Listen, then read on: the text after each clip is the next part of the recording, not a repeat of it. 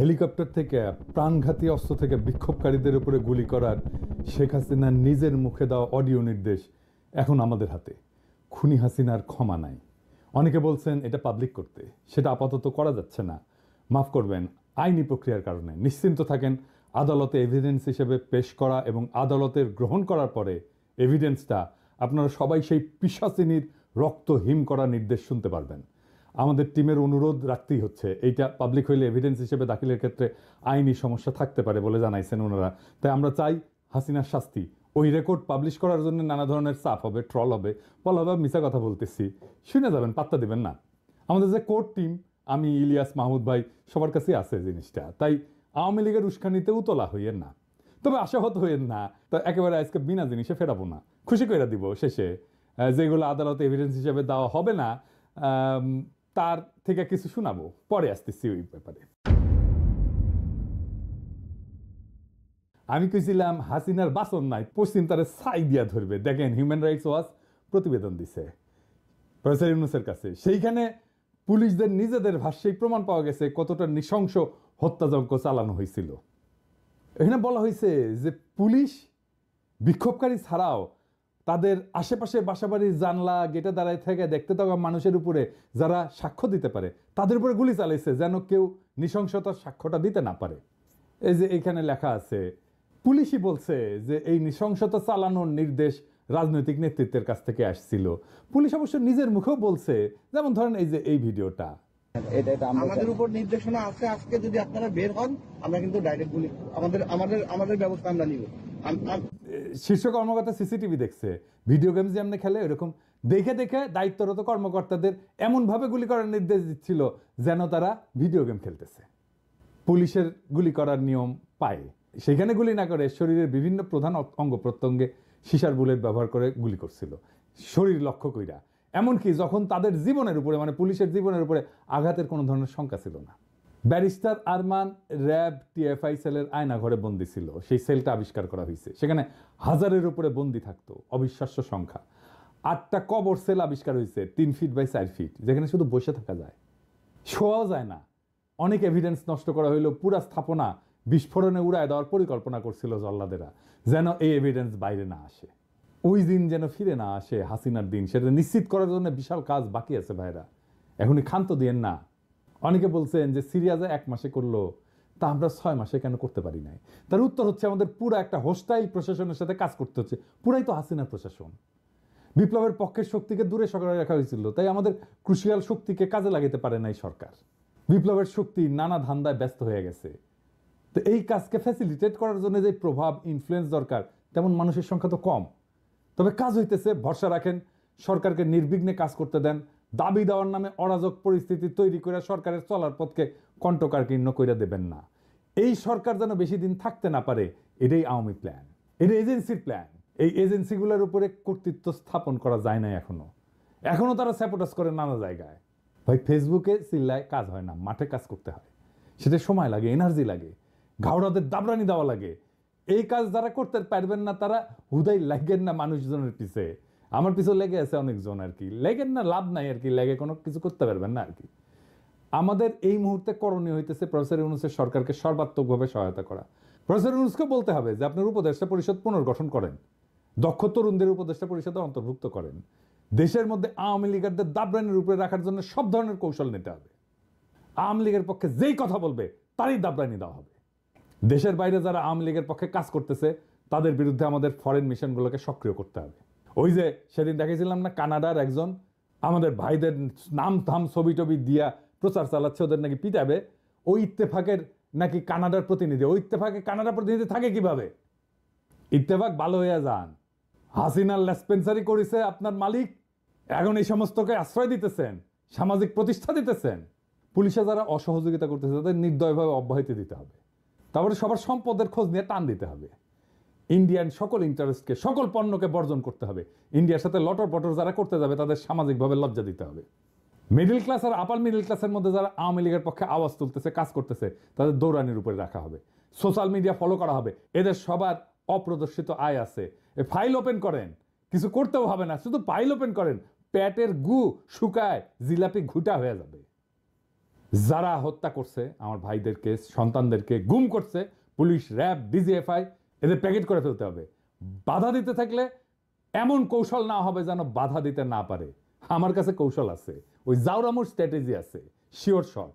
হ্যাঁ, সোহরাদ্দির বডিগার্ড, ওই যে হ্যাঁ সোহরাদ্দির বডিগার্ড ওই কি ছিল, ভদ্রলোকের সাথে ভদ্রতার, জাউরাদের সাথে ডাবল জাউরামি।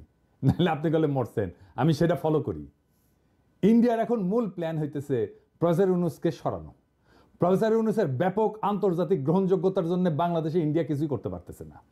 প্রফেসর ইউনূস ইন্ডিয়ার গলার কাটা হইয়া দাঁড়াইছে, এই কাটা সরাইতে চাইতেছে ইন্ডিয়া। এই জন্য নির্বাচন দিয়ে সরে যাওয়ার চাপ তৈরি করতেছে যেন বাংলাদেশকে আবার দখল করতে পারে ইন্ডিয়া। বাংলাদেশের রাজনৈতিক দলগুলো না বুঝে আওয়ামী লীগের সাথে আনন্দ চিত্তে ইন্ডিয়ান এই পরিকল্পনা বাস্তবায়নের জন্য কামলা দিয়ে যাইতেছে। মনে রাখবেন, প্রফেসর ইউনূসের অকাল বিদায় মানে ইন্ডিয়ার পুনরায় বাংলাদেশের তালুকদারি বহাল। এই জন্যেই ফেব্রুয়ারিতে আওয়ামী লীগ কঠোর আন্দোলনে যাবে বলছে।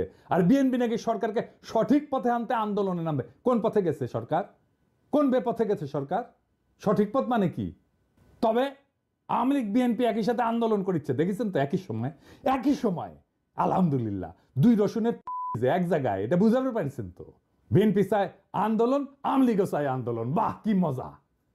সরকারকে নাকি নির্বাচনে বিলম্বের যৌক্তিকতা তুলে ধরতে হবে, তাই নাকি? বহুত খুব সালাউদ্দিন সাহেব, আমরাই সরকার, এটা আমাদের সরকার, আপনার না হইতে পারে, আমরাই দিব যৌক্তিকতা।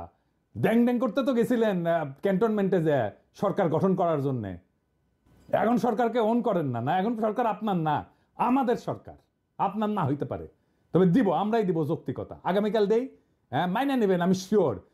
একটা দিন টাইম দেন, মেলা কাজ করার লাগিচ্ছে তো, একটা দিন টাইম চাচ্ছি, খুশি করে যৌক্তিকতা দিয়ে দিমুনি, আমি দিমুনি। জানেন তো সালাউদ্দিন ভাই, আমার যুক্তি গলে শিওর শট। সরকারের দিকে বাউন্সার ছুঁড়েন না, প্রত্যেক বাউন্সারে ছক্কা হাঁকামুখ প্রমিস করলাম। এবার আসেন, কইছিলাম না খুশি কইরা দিব, আসেন খুশি কইরা দিই। হেলিকপ্টার কোন কোন দিক দিয়ে গেছে আর কই কি হত্যাযজ্ঞ চালাইছে এটা কেমনে বের করা হয়েছে জানেন? এটা রিক্রিয়েট করা হয়েছে কেমনে জানেন? ক্রু যারা ছিল তাদের সকলের পকেটে মোবাইল ছিল, নিচ দিয়ে উড়িছে আর মোবাইলগুলো কাছের টাওয়ার থেকে সিগন্যাল নিছে আর বেচারারা মরিছে। ছবির মতো রিক্রিয়েশন হয়েছে আর কি, নিজে থেকে হয়েছে ভিডিও, অসংখ্য সিসিটিভি ক্যামেরার ফুটেজ। মুগ্ধর ভাইয়ের কাছে কয়েক টেরাবাইট আছে ফুটেজ। মুগ্ধর গুলি খাওয়ার যে রিক্রিয়েশন ওর বড় ভাই নিজের হাতে করেছে কলে। হাসিনা সবার কল রেকর্ড করার জন্য ওই যে এনটিএমসি করেছিল, 5 তারিখ সন্ধ্যায় পুরা রেকর্ড ডিলিট করার নির্দেশ দিছে এক ব্রিগেডিয়ার জেনারেল। আইজার নাম কইলাম না, ব্রিগেডিয়ার সাহেব ভালো হইয়া যান, মুছেও গলে দিছে সব। আমাদের কাছে স্বীকারোক্তি আছে কে বলছে মুছে দেওয়ার জন্য। আদালতে দাখিল করা হবে এমন সাক্ষ্য প্রমাণ নষ্ট করার জন্য জেনারেল সাহেব আপনি আদালতে উঠবেন, লিখে রাখেন। তবে সেই সব রেকর্ড উদ্ধার হয়েছে আলহামদুলিল্লাহ। সমস্ত টেলিফোন কল টেরাবাইটের পর টেরাবাইট, ওই সময় ডিটেইল অন্দরমহলের ঘটনার ছবির মতো রিক্রিয়েশন করা সম্ভব হইতেছে। আমি শুনেছি একের পর এক, প্রথমে শুনেছি দরবেশ বাবার কল রেকর্ডগুলা, এই যে খুচরা কল রেকর্ড, ছোট ছোট ছোট ছোট মেলা কল রেকর্ড প্রচুর। এর মধ্যে অনেকগুলো এভিডেন্স হিসেবে ইউজ করা হবে, তো যেগুলো আমরা এভিডেন্স হিসেবে ইউজ হয়তো করবো না সেগুলোই শোনাই। হ্যাঁ এজিৎ সাহেব শুনান না কয়টা।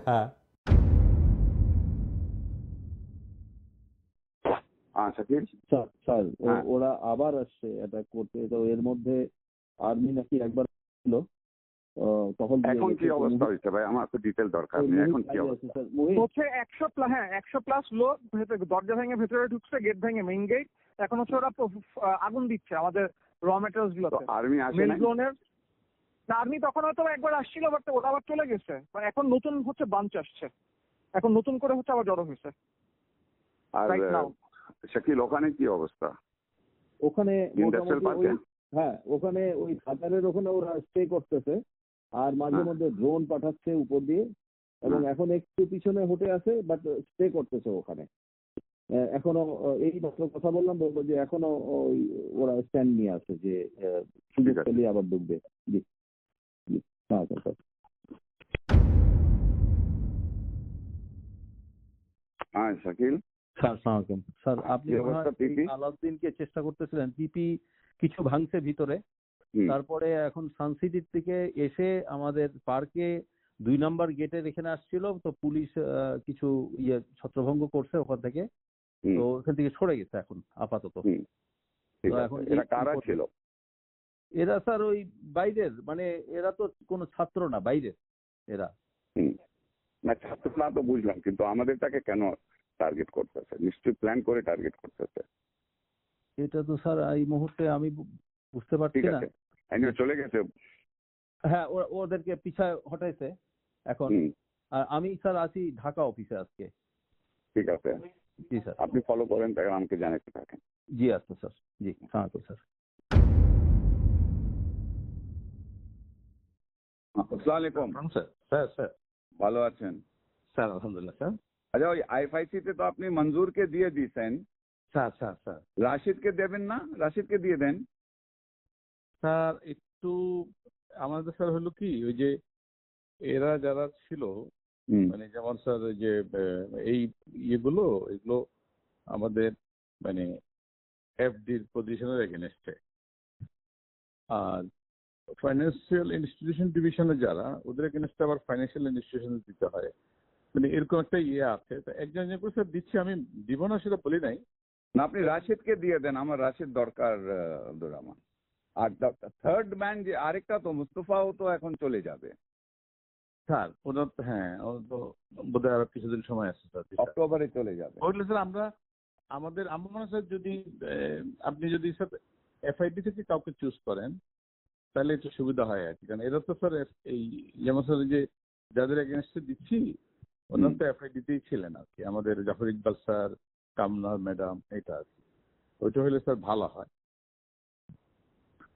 না আপনি ওটার জন্য আপনি এক্সেপশন করে দেন, আপনি দুইজন ফাইন্যান্স থেকে দেন, একজন ব্যাংকিং থেকে দেন। আচ্ছা ঠিক আছে স্যার, এটা সময় করে দিবেন। আপনি এক্সেপশন করে দেন, বিকজ আমার জন্য is very important. I want the right না আপনার পারসন। স্যার, আপনি যাদেরকে পছন্দ করছেন ওরা সবচেয়ে খুবই ভালো স্যার। এটাতে কোনো ইয়ে নাই স্যার। ঠিক আছে ঠিক আছে স্যার, আমি ওকে, ওকে, স্যার জি স্যার, জি, sir. Thank you, thank you.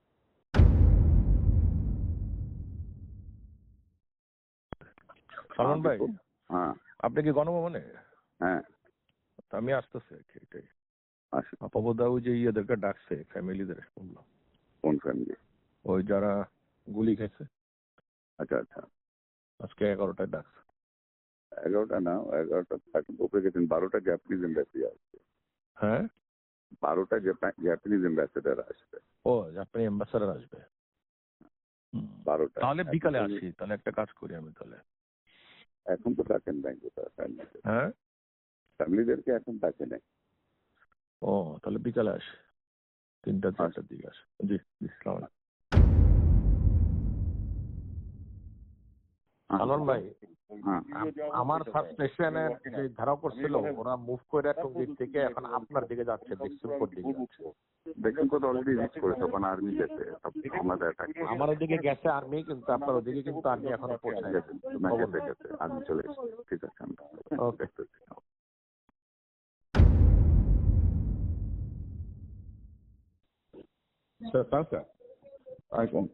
আচ্ছা, আরেকটা ওই আপনারা যে ন্যাশনালাইজ ব্যাংকে কি ডিএমডি প্রমোশন হচ্ছে নাকি? না স্যার, এখনো ধরা হয়নি। ধরা হয়নি, কবে ধরবেন? লিস্টগুলি চাইছেন নাকি? ব্যাংকগুলি থেকে লিস্ট গেছে আপনাদের কাছে, তারা এলিজিবল? হইতে পারে, কিন্তু স্যার এটা, হ্যাঁ হইতে পারে, এখনো প্রসেস শুরু হয় না এইভাবে, এত চিন্তা ভাবনা করতে। ও আচ্ছা, ওরা নিজেরা হয়তো লিস্ট দিচ্ছে। ও ডিএমডি তো স্যার হলো যে জিএম থেকে হয় আর কি। জিএম থেকে ডিএমডি হয়, তো ওটা আপনার প্রসেসটা কি কবে শুরু করবেন? এটা স্যার আরো সময় আছে, বসতে হবে, সময় আছে স্যার, সময়। ঠিক আছে। তো আমার একজন আছে, আমি আপনাকে হোয়াটসঅ্যাপে নাম টাম পাঠিয়ে দিই। ওই জনতা ব্যাংকে মিজান বলে একজন আছে, জিএম, সিনিয়র মোস্ট আছে, সে সিনিয়রিটিতেও সে পাবে, ইজ ভেরি গুড। ঠিক আছে, যখন শুরু করবেন তখন একটু খেয়াল রাখবেন। আচ্ছা ঠিক আছে, ঠিক আছে। ওকে, থ্যাংক ইউ, থ্যাংক ইউ।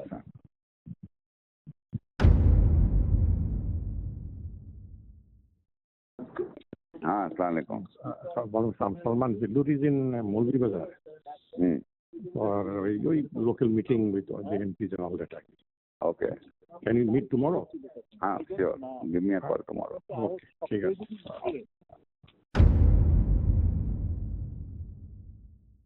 জি সালমান ভাই, বিপু রোববার 11টায় হ্যাঁ, আমি বিড়াতে ওই ব্যবসায়ীদের সাথে একটা সিটিং করতে চাচ্ছি। আচ্ছা, খুব ভালো হয়। তো ওই দিন তো 450 জনের সাথে বসলাম।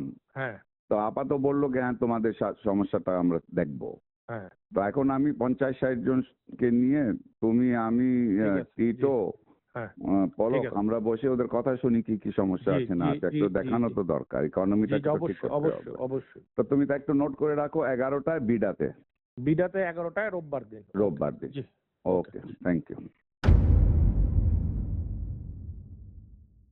Hello. Salman, you're in हाँ। Bida all day. हाँ दीदी, हाँ। अच्छा, what time are you free tomorrow? Tomorrow maybe in the morning I should be free, around Around what hour? 11? 12ish. हाँ, Okay, 12, okay. 12ish. ঠিক, ঠিক আছে।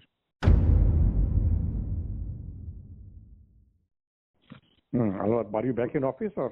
No, I'm not back. I will be back. Come to my home around 5:30 or 6 Okay. o'clock. Okay. Come to my home at 6 o'clock. That is Okay, better. we'll do that. 6:30 do that. ঠিক আছে। Pasha আসো। আচ্ছা, 6:30. okay. Hello.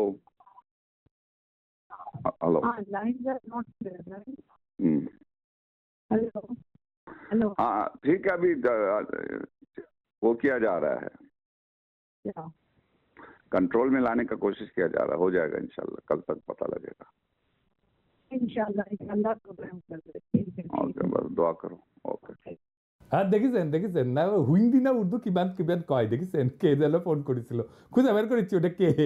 যাই হোক, অনেক গুরুত্বপূর্ণ মানুষ call record আছে। আগে একটা ছোট সুনাপটিটা শোনাই। হ্যাঁ, এইটা স্যার ওই যে শামীমা হাসানেরটা শোনান না দরবশ বাবার।